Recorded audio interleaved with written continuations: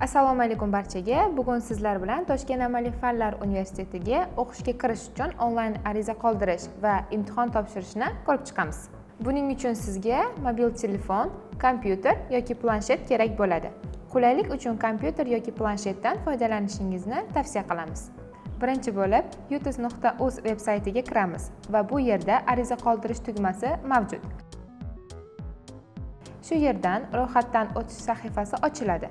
Saytning mobil versiyasida yuqori chap burchagidagi 3 ta chiziqni bosishingiz kerak.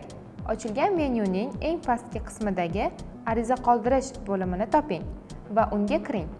Endi ro'yxatdan o'tish qismiga o'tamiz. Bu yerda sizning telefon raqamingiz so'raladi. Asosiy foydalanadigan telefon raqamingizni kiritasiz va davom etish tugmasiga bosasiz. Undan keyin sizning raqamingizga SMS xabarnoma keladi. Uni shu yerga kiritasiz hamda kirish tugmasini bosasiz. SMS yuborish uchun balansingizda yetarli mablag' borligiga, shuningdek telefoningizda SMS yuborish bloklanmaganligiga ishonch hosil qiling. Ro'yxatdan o'tishning ikkinchi bosqichida sizdan pasport ma'lumotlari va tug'ilgan sanangiz so'raladi. Bu yerda pasport ma'lumotlaringizdan o'zingizga qulayini tanlab kiritishingiz mumkin. Eslatib o'tamiz. Pasport seriyasi bu pasportning bu qismida, JSHIR ma'lumotlari esa pasportning mana bu qismida bo'ladi. Oxirgi 2 raqamdan oldindagi 14 ta raqam JSHIR raqamlari hisoblanadi. Keyin esa tug'ilgan yil, oy, kuningizni kiritib, kirish tugmasini bosasiz. Agar barcha ma'lumotlar to'g'ri kiritilgan bo'lsa, sizda shaxsiy kabinet ochiladi. Bu yerda shaxsiy ma'lumotlaringizni ko'rishingiz mumkin. Endi esa ariza yuborish tugmasini bosamiz. Birinchi bosqichda bu yerda sizdan umumiy o'rta ta'limni tugatganlik haqida so'raladi.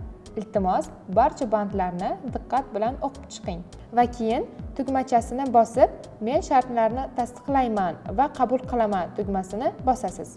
Ikkinchi bosqich. Bu bosqichda siz o'zingiz istagan fakultet, yo'nalish va ta'lim shaklini tanlashingiz kerak.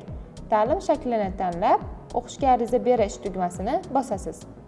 Uchinchi bosqichda sizdan o'qishga kirish turi so'raladi. Agar sizda allaqachon 56,7 balldan yuqori DTM natijalari mavjud bo'lsa, imtihon topshirmasdan hujjatlaringizni qabul komissiyasiga ko'rib chiqish uchun yuborishingiz mumkin. Agarda sizda DTM ballari mavjud bo'lmasa, imtihon orqali o'qishga kirishni tanlab ariza yuborish tugmasini bosasiz. Agarda siz kirish imtihonini tanlagan bo'lsangiz, bu yerda mana shunday arizangiz qabul qilinganligi haqida xabarnoma chiqadi. Endi esa kirish imtihonini topshirish tugmalari chiqadi. Hoziroq imtihon topshirish tugmasini bosasiz. Undan so'ng sizda imtihon oynasi ochiladi. Imtihondan o'tish, qonun qoidalari va shartlar haqidagi ma'lumotlarni diqqat bilan tanishib chiqing. Shartlarni qabul qilaman tugmasiga bosib, testni boshlash tugmasiga bosasiz va sizda imtihon boshlanadi. Imtihon uchun 20 ta savolga 30 daqiqa vaqt ajratilgan. Yuqorida qancha vaqtingiz borligini ko'rib turishingiz mumkin. Eslatma: imtihon paytida brauzerdagi boshqa sahifalarga o'tish yoki boshqa ilovalarni ochish mumkin emas. Agar imtihon oynasidan boshqa joyga o'tsangiz, sizga 3 ta ogohlantirish beriladi va keyingi imtihon muvaffaqiyatsiz yakunlangan deb hisoblanadi. Imtihonni to'liq javoblar bilan ishlab bo'lganingizdan so'ng tugatish tugmasini bosasiz. Agar talab qilingan miqdordagi savollarga to'g'ri javob bergan bo'lsangiz, imtihondan muvaffaqiyatli o'tganingiz haqida xabar olasiz. Bu yerdan profilga qaytish tugmasini bosasiz. Kirish imtihonini muvaffaqiyatli topshirgan bo'lsangiz, siz uchun ta'lim shartnomasi yaratiladi va uni darhol shaxsiy kabinetingizga yuklab olishingiz mumkin. Bunga bir necha daqiqa ketishi mumkin. Kutib turing. Shartnomani yuklab olish uchun shartnoma yozuvining o'ng tomonidagi tugmani bosishingiz kerak. Shartnomani yuklab olishdan oldin ochilgan oynada paydo bo'lgan muhim ma'lumotlar bilan tanishib chiqishingiz va shartlarni qabul qilishingiz kerak. Shartnomani olish tugmasini bosasiz va shartnoma avtomatik tarzda yuklanadi. Shu yerdan siz to'lov uchun hisobni ham yuklab olishingiz mumkin. Bundan tashqari sizga universitet tomonidan faqat 2025-2026 o'quv yili uchun berilgan 15% chegirma faollashtiriladi.